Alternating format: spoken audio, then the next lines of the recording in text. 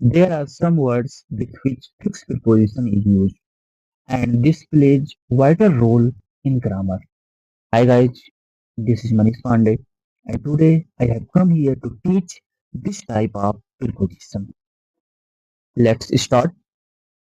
Number first, words that take the preposition for after them. यानी कि कुछ ऐसे वर्ड्स हैं जिनके साथ एक आपका फिक्स preposition for का यूज होता है. The following nouns, verbs, adjectives are followed by the preposition for to complete their meaning in a sentence. यानी कि वो वर्ड्स आपका नाउन भी हो सकता है, वर्ब भी हो सकता है, एडजेक्टिव भी हो सकता है, लेकिन इनके साथ एक फिक्स प्रीपोजिशन फॉर का यूज होता है. आगे अब वो वर्ड्स दिए गए हैं सब. देखिए क्या क्या वर्ड्स हैं. Affection, appetite, capacity, craving, liking, noted, oat, zeal, enthusiasm. इनके साथ भी प्रीपोजिशन फॉर का यूज होता है.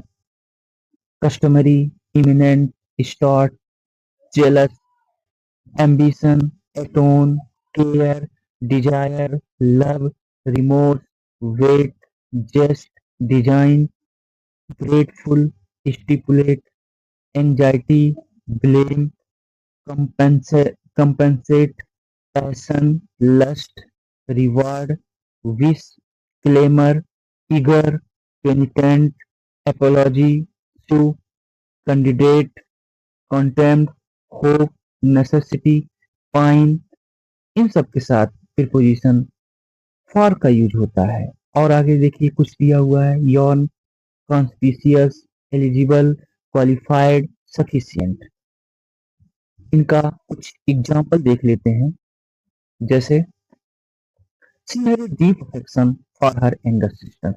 अब अफेक्शन के साथ यहाँ पे प्रीपोजिशन फॉर का यूज हुआ है. He must atone for his past mistake. Are you eligible for this government post? There is no necessity for you to go there now. She is anxious for eager for her result.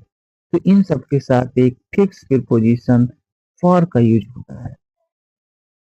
Second, words that take the preposition with after them. यानी कि कुछ अब ऐसे words आएंगे जिनके साथ एक fix preposition with का यूज होगा. जैसे अकॉर्डेंस, अकॉर्डेंस के साथ विथ का. Associate, comply, cope, enmity, meddle, relation, vie, acquainted, bargain, conformity, delighted, gifted, intercourse, replete, afflicted, beer, contented, disgusted, infatuated, intimacy, satisfied, trifle, put up, infected, dispense, convulsed, com- comparison, alliance. इन सब के साथ preposition with का use होता है. Example, की use examples. जैसे I am not fully acquainted with the fact of this case. You must comply with the rules of the institution. He is highly connected with his current job. It is hard to cope with extreme pressure. Do not trifle with his feelings. तो इन सब के साथ preposition with का use हुआ है. तो मैंने आपको दो प्रीपोजिशन, एक फॉर एक विथ का बताया, जो कुछ वर्ड के साथ इनका यूज होता है. आई होप आप लोगों को समझ में आया होगा. Thank you very much.